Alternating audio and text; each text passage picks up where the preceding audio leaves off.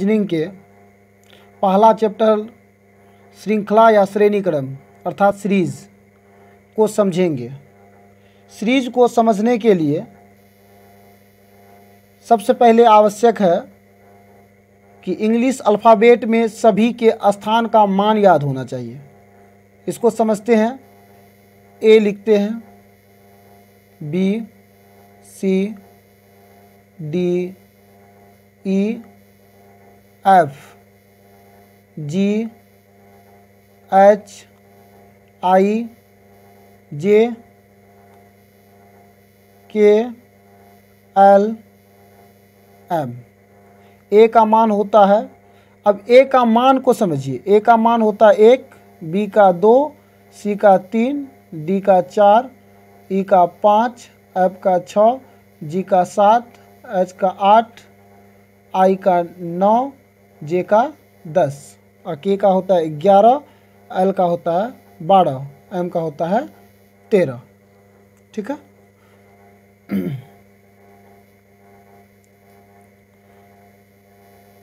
N, O, P, Q, R, S, T, U, V, W, X, Y, Z. N का होता है 14, ओ का 15, P का 16, क्यू का 17, आर का 18, एस का 19, टी का 20, यू का 21, भी का 22, डब्ल्यू का 23, एक्स का 24, वाई का 25 और जेड का 26। इस तरह से हम लोग देख रहे हैं कि ए से लेकर जेड तक का मान, मतलब ए का 1, बी का 2 सीरियली इंग्लिश में 26 गो लेटर होते हैं और 26 का सीरियली जो मान होते हैं उस मान को याद करना है। और जब तक याद नहीं होगा तब तक संभव ही नहीं है कि इस चैप्टर को कंप्लीट कर पाइएगा। अब इस चीज़ को हम लोग बढ़िया से समझते हैं। देखिए,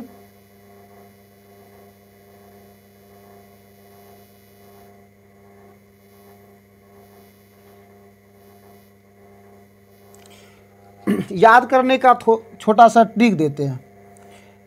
जैसे ई, जे, ओ, टी, वाई लिखते हैं तो ई का होता है 5, जे का 10, ओ का 15, टी का 20, वाई का 25। तो 5, 10, 15, 20, 25 इस तरह से ये 5, 10, 15, 20, 25 रखना याद कैसे? इजोटी से, ई, जे, ओ, टी, वाई। ये 5 गो याद हो गया।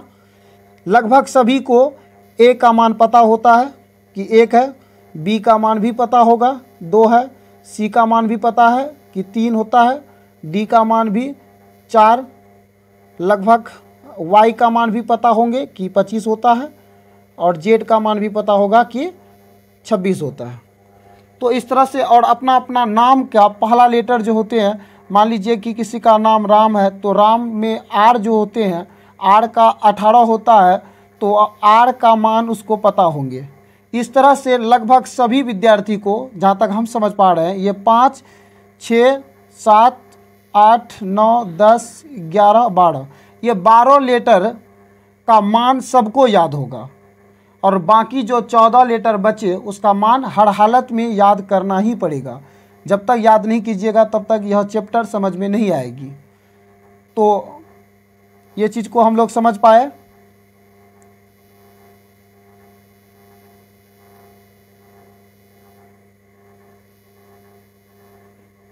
देखिए, थोड़ा सा हम आप लोगों को बताते हैं कि याद किस तरह का होना चाहिए। जैसे एम बोले तो 13, एन बोले तो 14, क्यू बोले तो तुरंत मान याद होना चाहिए 17, आर बोले तो 18, एस बोले तुरंत 19, एक्स बोले तो 24, भी बोले तो 22, डब्ल्यू बोले तो 23। इस तरह से आपको तुरंत मान सबका पता होना चाहिए कि किसका मान कितना होता है। तो हमको उम्मीद है कि ए से लेकर जेड तक के सीरियली मान जो अभी आपको समझाया गया वो याद कर लीजिएगा, तब उसके बाद आप चैप्टर में प्रवेश कीजिएगा, तो आपको चैप्टर बहुत हल्का लगेगा। अब हम लोग इस चैप्टर के क्वेश्चन को समझने का प्रयास करेंगे। आइए समझते हैं इस चैप्टर को। हम एक उदाहरण के तौर पर पहले समझाने का प्रयास करते हैं। जैसे देखिए, यदि आपको ऐसा दिया वर्ड है A B C dot dot, ध्यान से समझिएगा, ई एफ जी समानुपात, P Q R dot dot. तो अब बताइए कि ये जो यहाँ जगह है यहाँ क्या होगा। तो यहाँ हम लोग देख पा रहे हैं कि ए का 1 होता है, बी का 2, सी का 3, ई का 5 होता है, एफ का 6, जी का 7। तो ये 3 और 5 के जो बीच में है 2 का डिफरेंस है।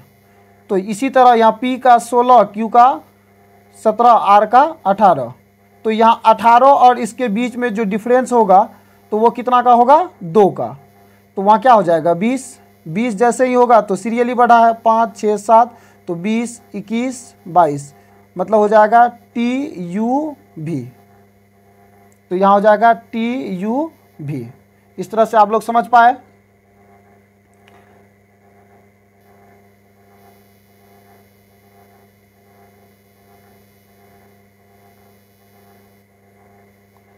रीजनिंग का मतलब होता है, हम आपको समझाना चाहते हैं रीजनिंग होता क्या है। रीजनिंग जो होते हैं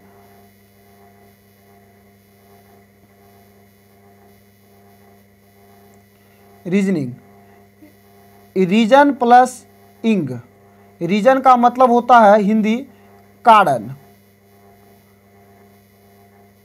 और ING इंग मीन्स लगातार। लगातार मतलब ये कि आपको कोई भी क्वेश्चन है, उस क्वेश्चन में कारण को ढूंढना है, कोई ऐसा तर्क को ढूंढना है जो वो क्वेश्चन दिखाना चाहती है। माइंड को जागृत करके इस क्वेश्चन के बारे में पता लगाना है कि क्वेश्चन कह क्या रहा है और हमसे मांग क्या रहा है। जब आप इस बातों को समझ पाइएगा तो रीजनिंग के कोई भी क्वेश्चन का उत्तर आप बहुत बेहतर ढंग से दे पाइएगा। अब हम लोग इस चैप्टर का क्वेश्चन में आ रहे हैं। इस चैप्टर का क्वेश्चन देखिए, जैसे पहला क्वेश्चन है JAZ, LEX NIVPOT। तो क्वेश्चन क्या है, क्वेश्चन को लिख लेते हैं JAZ, LEX, NIVPOT, यही है। सबका मान लिखते हैं। पहला क्वेश्चन है, इसको थोड़ा और बेहतर ढंग से समझने का प्रयास करते हैं। जे का है 10, ए का होता 1, जेड का 26, एल का 12, ई का 5, एक्स का 24, एन का 14, एन का होता है 14 और आई का 9, भी का 25, पी का होता है 16, ओ का 15, टी का 20। तो यहाँ आप ये देखने का कोशिश कीजिए कि यहाँ जो गया है सीरियली किस तरह का गया है। तो यहाँ देखिए, आपको एक चीज़ समझ में आएगा 10 और 12 2 का डिफरेंस, फिर 12 से 14 2 का डिफरेंस, 14 से 16 2 का डिफरेंस। अब यहाँ फिर देखते हैं 1 से 5 4 का डिफरेंस, 5 से 9 4 का डिफरेंस, और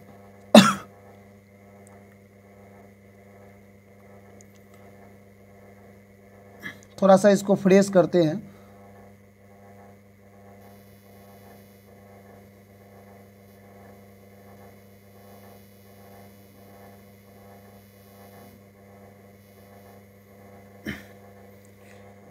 देखिए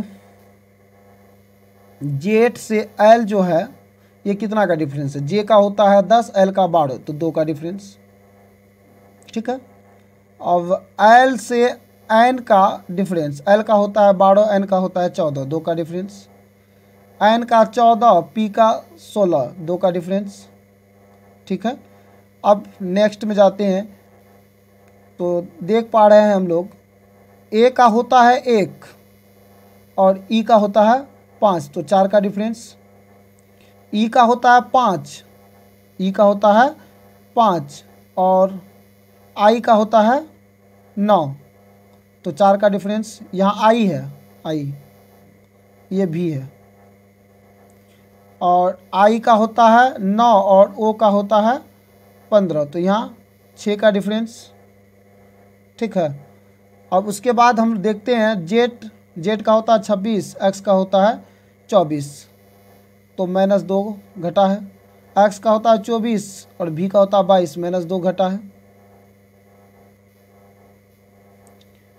यहाँ से यहाँ जो गया है तो -2 घटा है, और फिर भी से जो टी गया है, भी का होता है 22, टी का होता है 20, -2 घटा है। तो इस तरह से हम लोग देख पा रहे हैं कि पहले में 2 कितना का, जे एल यानी 2 का। तो अब हम लोग इसका निष्कर्ष निकाल पाएंगे। इसका आंसर में आप देखते हैं, सब में 2 का डिफरेंस है, 2 का डिफरेंस है। तो P के बाद P का होता है 16, तो यहाँ R हो जाएगा। पहला चीज़ A E, यहाँ A है और यहाँ E है, 4 का डिफरेंस। E और I 4 का डिफरेंस, I और O 6 का डिफरेंस। तो ये पहला 2 डिफरेंस जो था वो 4 का था, अब 6 का है, तो इसका मतलब अब 6 का होगा। जैसे ही O का 15 हुआ, 15 और 6 21, तो यहाँ हो जाएगा U। अब उसके बाद -2 का डिफरेंस है, T का होता है 20, क्या चाहिए, R चाहिए, तो RUR, इसका मतलब हुआ ऑप्शन डी सही है। उम्मीद है कि आप लोगों को ये क्वेश्चन समझ में आया होगा। सबसे पहले डिफरेंस लिख लीजिए सबका। डिफरेंस का मतलब ये हुआ कि कितना का अंतर पड़ रहा है, और जब अंतर समझ में आ जाएगी तो निश्चित ही बहुत अच्छा से बना पाइएगा। एक बार फिर से हम इस क्वेश्चन को समझाने का प्रयास करते हैं। JAZ है, LEX NIV POT, यही क्वेश्चन है। J का होता है 10, A का होता है 1, Z का होता है 26, L का 12, E का 5, X का 24, N का होता है 14, I का 9, V का 22, P का होता है 16, O का होता है 15, T का होता है 20। जहाँ तक देखिए ये 2 और 12 के बीच में 2 का डिफरेंस है, मतलब सब में 2 का डिफरेंस है, तो यहाँ स्वाभाविक है कि 18 होगा, तो इसका मतलब 8 होगा। ठीक है, यहाँ 4 का डिफरेंस है, यहाँ भी 4 का डिफरेंस है, यहाँ 6 का डिफरेंस है, तो अब भी 6 का डिफरेंस होगा। जैसे ही 6 का डिफरेंस होगा, यहाँ 15 है, 6 बढ़ेगा तो 21 होगा, 21 का होता है U। अब इसमें देखते हैं 26 से 24 हुआ है, 24 से 22 हुआ है, 22 से 20 हुआ है, तो 20 से स्वाभाविक है कि 18 होगा, तो 18 का होता है R। इसका आंसर हो गया RUR। ठीक है, अब नेक्स्ट क्वेश्चन अर्थात दूसरा क्वेश्चन में आते हैं।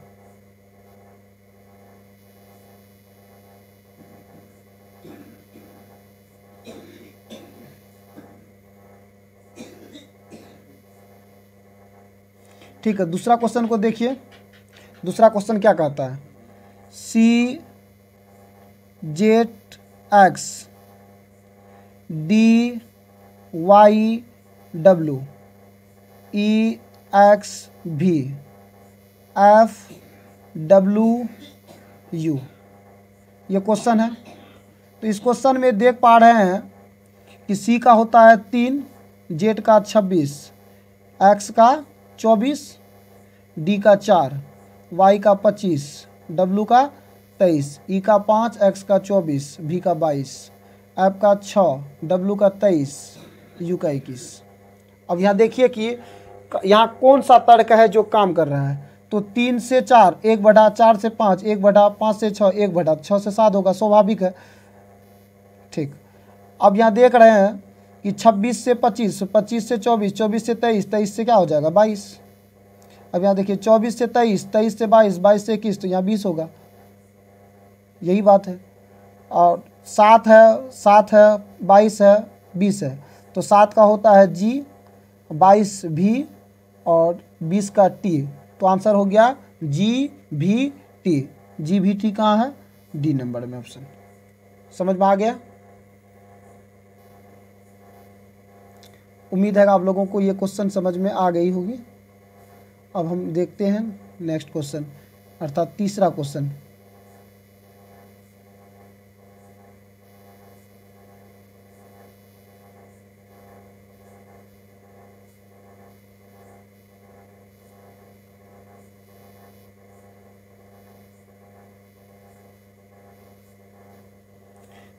देखिए तीसरा क्वेश्चन को। तीसरा क्वेश्चन क्या है? जेट यू ए एक्स ओ सी भी आई ई टी ई जी। तो यहाँ देख पा रहे हैं कि जेड का मान 26, यू का मान 21, ए का मान 1, एक्स का मान 24 और ओ का मान 15, सी का मान 3, भी का मान 22, आई का मान 9, ई का मान 5, टी का मान 20, ई का मान 5, जी का मान 7। अब यहाँ कारण खोजिए। 26 से 24 2 घटा, फिर 2 घटा, फिर 2 घटा, तो स्वाभाविक है कि 18 होगा। 21, अब अंतर देखिए, 21 से 15 6 घटा, 15 से 9 6 घटा, 9 से 5 4 घटा, है ना। तो यहाँ भी 4 घटेगा, तो 5 में 4 घटेगा 1, यानी 5 में 4 घटेगा तो 1 होगा। फिर ए यानी 1 है, यहाँ 1 से जो 3 हुआ है 2 बढ़ा है, फिर 3 से 5 2 बढ़ा है, 5 से 7 2 बढ़ा है, तो 7 से यहाँ 9 हो जाएगा। तो इसका आंसर हुआ R A I, R A आई, इसका मतलब आंसर ऑप्शन ए। तो आप लोगों को ये जो पहला टाइप था ज़रूर समझ में आया होगा, ये हम उम्मीद कर सकते हैं। अब देखिए इसी का कुछ और भी क्वेश्चन है, चौथा, पांचवा, छठा। उम्मीद है कि आप लोग बना लीजिएगा। यदि नहीं बने तो आप कमेंट बॉक्स में मैसेज के तौर पर भेज सकते हैं, फिर से हम इस पर कोशिश करेंगे, मतलब कि बनाकर भेज देंगे। 7वां क्वेश्चन, 8वां क्वेश्चन है, 9वां है, 10वां है, 11वां, 12वां, ऐसे करके 20 को क्वेश्चन है। आप इसको भी सॉल्यूशन कीजिएगा, निश्चित है होगा। टाइप 1 का ही क्वेश्चन है ये। अब देखते हैं टाइप 2। टाइप 2 क्या कहती है, इस चीज़ को समझते हैं। टाइप 2 में क्वेश्चन है, निम्नलिखित श्रृंखला के नीचे दिए गए विकल्पों में से लुप्त अक्षरों को सही अक्षरक्रम में पता लगाए। तो यहाँ देखते हैं क्या क्या है। ए है, फिर ए है, डैश बी है, बी है, बी है, यानी triple B, dash C, double C, triple A, B, dash B, C, dash C. यही क्वेश्चन है। इस पे जो है सबसे पहले क्या करना पड़ता है कि टोटल लेटर कितना है उसको जोड़ना पड़ता है। तो यहाँ देख पा रहे हैं 1 2 3 4 5 6 7 8 9 10 11 12 13 14 15 16 17 18, 18 को टोटल कितना हुआ 18। तो 18 का पेयर, अब पेयर निकालना यानी गुणनखंड, चाहे तो 3 गुना 6 होगा, या 6 गुना 3 होगा, या 2 गुना 9 होगा, या 9 गुना 2 होगा। इस तरह से पेयर बनेगा। तो जांचना है कि 3 गुना 6 यानी 3 3 का पेयर देखे बनता है। यदि 3 3 का पेयर बनेगा तो ये क्वेश्चन बहुत अच्छा, बहुत आसानी से बन जाएगा। यदि नहीं बनेगा तब 6 गुना 3 करना पड़ेगा। इसको हम लोग चेक करते हैं एक बार, देखिए क्या रिजल्ट आती है, बनता है या नहीं बनता है, देखते हैं।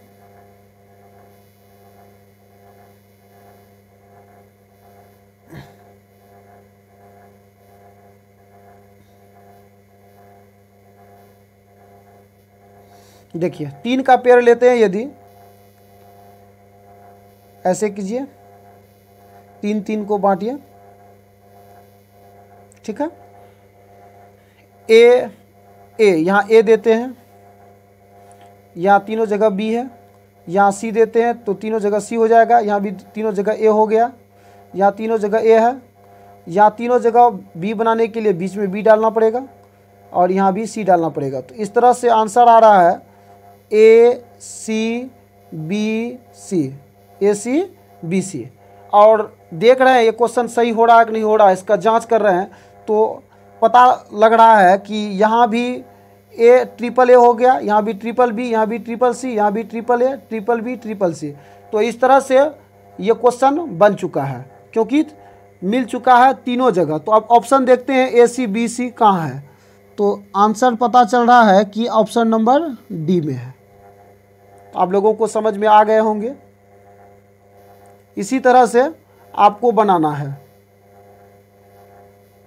इसी तरह से दूसरा क्वेश्चन, तीसरा क्वेश्चन भी बनेगा।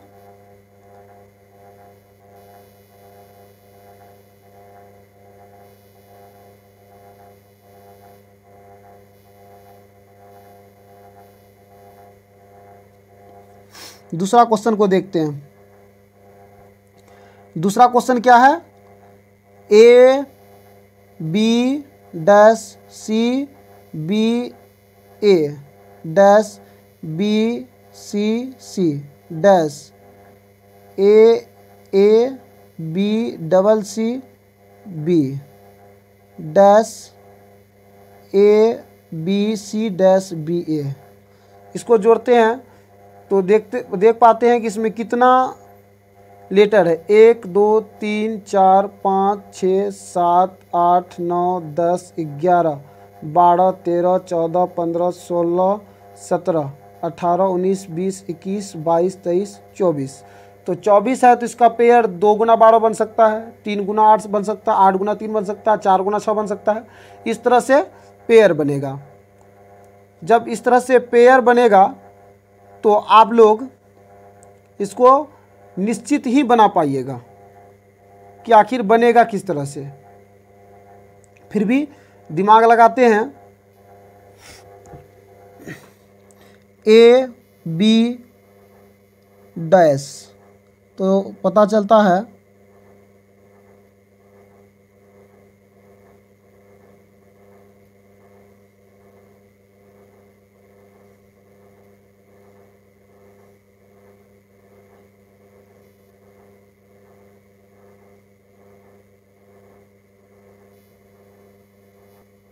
इस तरह से देख पा रहे हैं कि यहाँ 3 का पेयर लग रहा है। यहाँ सी देते हैं, ए बी सी सी बी ए, फिर यहाँ ए बी सी बी ए, तो यहाँ बी हो जाएगा और ये पूरा है पेयर, यहाँ सी बी ए और उसके बाद ए बी सी फिर सी बी ए। तो इस तरह से देख पा रहे हैं इसका आंसर आ रहा है C A B A C, C A B A C, C A B A C, इसका मतलब ऑप्शन सी। इसी तरह से तीसरा नंबर का क्वेश्चन भी बनेगा, आप लोग इसको बना लीजिएगा। तीसरा नंबर का क्वेश्चन को देखते हैं। तीसरा नंबर का क्वेश्चन कहाँ गया? इसी तरह से देखिए अगला टाइप का क्वेश्चन है, इसको कर लीजिएगा।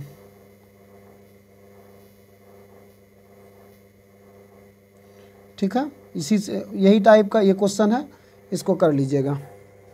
ठीक है, आप लोगों को जो भी क्वेश्चन आप लोगों से नहीं बनेगा वह क्वेश्चन को कमेंट बॉक्स में उस नंबर को डाल दीजिएगा, टाइप लिख करके उसका सॉल्यूशन हम कर देंगे। ठीक है, धन्यवाद।